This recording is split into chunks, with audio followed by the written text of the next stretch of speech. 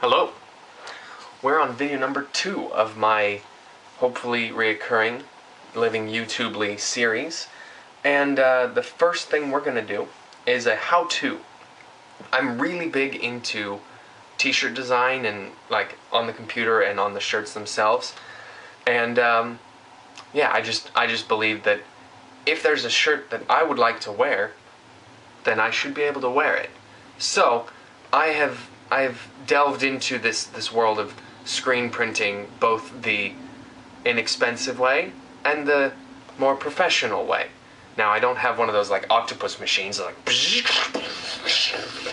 but I do use the photo emulsion sometimes, but I'm getting ahead of myself. Here we go. This is a how-to on how to screen print the easy, cheap, quick way. What you're going to need is one of these. This is an embroidery hoop. It can be of any size or shape, just depending on like how big you want it on the shirt. Additionally, you'll need the screen with which to print it on. I'm using some, it's called organza. It's just a thin, you can see through it, kind of slightly porous. Like, it's really, it doesn't matter that much. And then the other things you need are pencil, preferably not a mechanical one because it'll rip through the organza. You'll also need, depending on the level of detail you want, paintbrushes for your glue.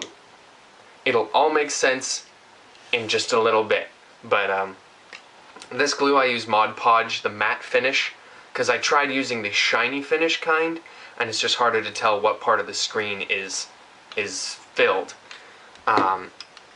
So before I go into my actual process where I show you what I do, I'll show you what one of the finished screens look like. If you can see, this screen, everywhere that I don't want the ink to go, I've put glue. So I've essentially painted around what I want to print. And yeah, so what you do is you just stick that on the shirt, stick some paint in here, fabric paint or screen printing ink, and just use like a squeegee or something to push it all through these empty spots, and it appears on a shirt. Yeah, I will catch you on the other side. So you see I'm putting the organza in the screen, and there's my design right there. Tracing it. Now comes the filling around the edges of the design so I can be more accurate when it comes time to just filling in the rest of the screen.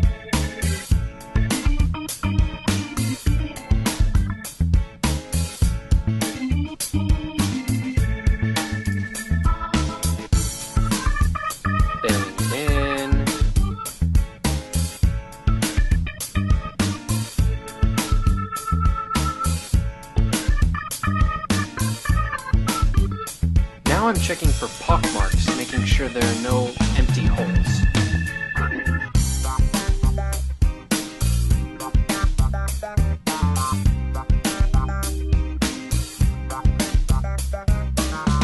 And done.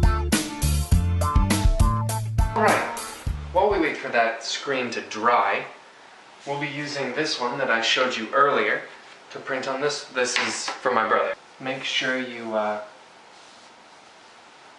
put pieces of paper, like just 8.5 by 11 printer paper is fine.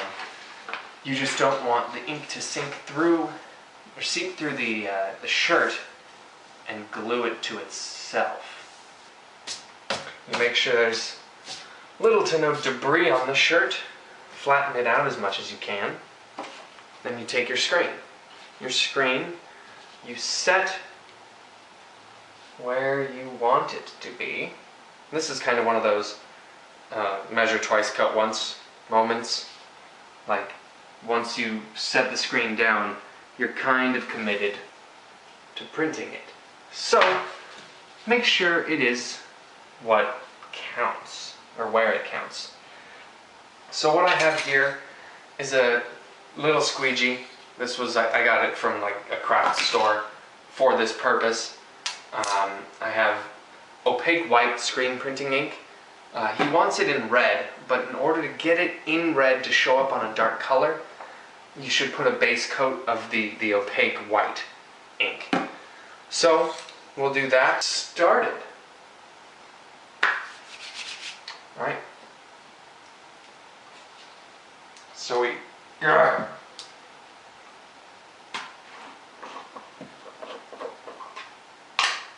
This is what the ink looks like. Oh gosh. Let's not do that. Ink is, it's kind of thicker than like acrylic paint. You take a knife or a spoon or something, and you just scoop some ink, just like onto the screen. Better to have too much than too little. I will probably run out, which just means a reapplication of paint. Then you take this, and you just want to flood what's called flooding the screen.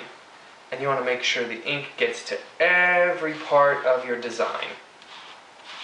There's no need for it to go elsewhere, because you don't want ink to go there anyway. So why tempt fate?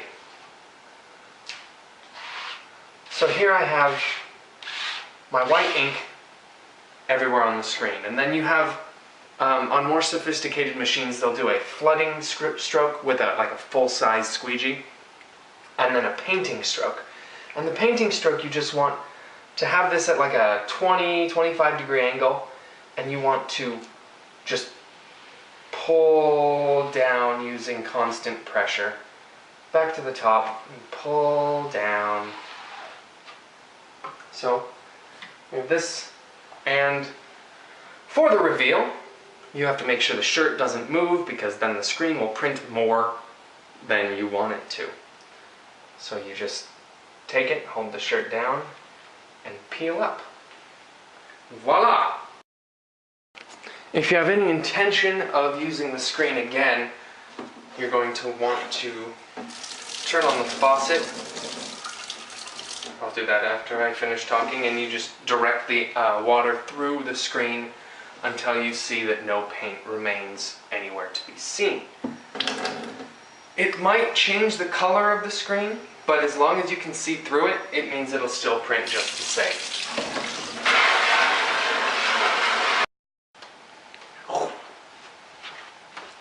Alright, last step is to heat set the ink. What you do is you set the iron to cotton, or as hot as it gets, and you make sure you turn the steam off, because you don't want water getting in there. Now, with the pieces of paper inside, I don't know if you can see, and I don't want to wrinkle it, so just take my word. There are pieces of paper inside where the design is. And take a piece of, this one is a paper bag. And you place that between the iron and the design, and you iron for about 3 minutes. That is all you need to do.